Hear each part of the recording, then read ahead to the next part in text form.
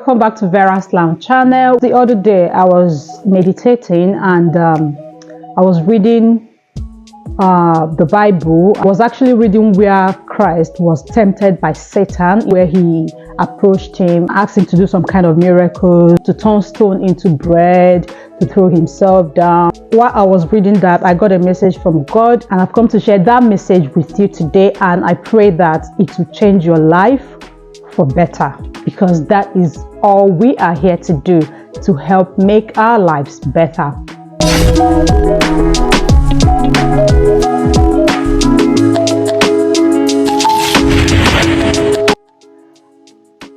So today's teaching is titled, Beware, Satan also knows about your needs. Satan is also aware of your needs. Satan is aware of your needs. As a child of God, Satan sees you as well. I mean, he saw Christ when he was fasting. That was why he approached him after the fast, because he was aware of what Christ needed. He was aware that he was famished and needed food. Hence, he tempted him and asked him to turn stones into bread, that he may be satisfied. So, as a child of God, always know that Satan is aware of your needs. And this is what he does. When he becomes aware of your needs, he will be very quick to present what looks like what you need to you. And why he does that is to trap you and to destroy you. One thing else that Satan does is that he is always ahead. He always comes quickly with his gifts when you mostly need them. And that's because his aim is not to help you, but to woo you to his side, to steal your soul from God. But as for God, he takes his time to prepare your gift to perfection. And that is why the Bible says that every good and perfect gift comes from God. When God gives you, he gives you out of love and out of the desire to provide for you.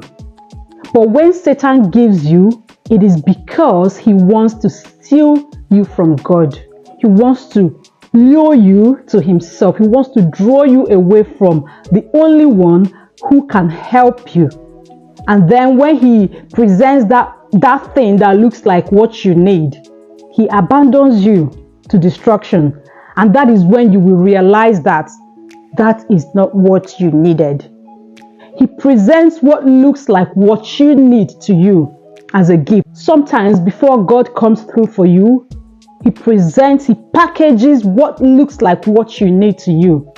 And by the time you realize that this is not what I need, by the time you realize that this is the wrong gift, it might be already late for you. And by then, the giver of that gift will be nowhere to be found. He will probably be in a corner, laughing at you. And this is what happens when Satan gives you gifts. That gift he gives to you is likely to draw you away from God. It is likely that that gift will make you abandon the righteous way of God, messing up your relationship with God. This is what Satan does. He is aware of your gifts, and he will be very quick to bring them to you, even before God comes through. It happens sometimes. He goes ahead, quick. Oh, she needs this now. She needs a husband now. Oh, let me package one abuser and give to her. By the time you realize, it's too late. You are already with the abuser. You know, it's just an example that I'm giving.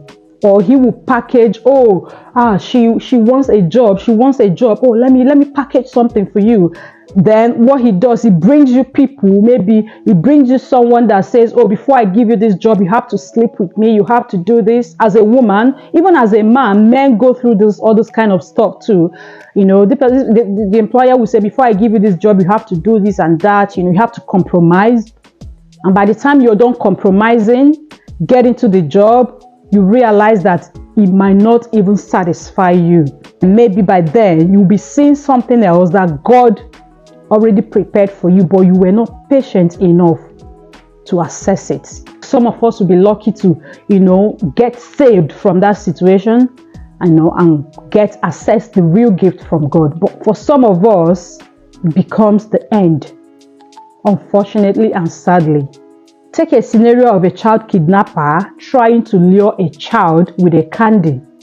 Yes, that's exactly what Satan does with God's children.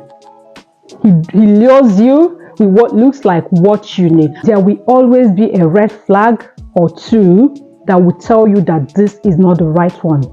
What happens is that most times at that point when we need something, we are hardly patient enough to see the red flags. And sometimes even when we see the red flags, we dismiss them. Patience is number one. When you ask, wait. It might take God time to give you what you're asking for, and that is because He is perfecting His gift for you. You need to be ready to wait. And while you are waiting, you need to be in a place of prayer so that you'll be able to hear the voice of God saying to you, here is the road, go through it. Here is what I'm giving you. This is from me. This is the true one. Go for it. Take it. Patience and constant communion with God will save you from getting the wrong gift from Satan.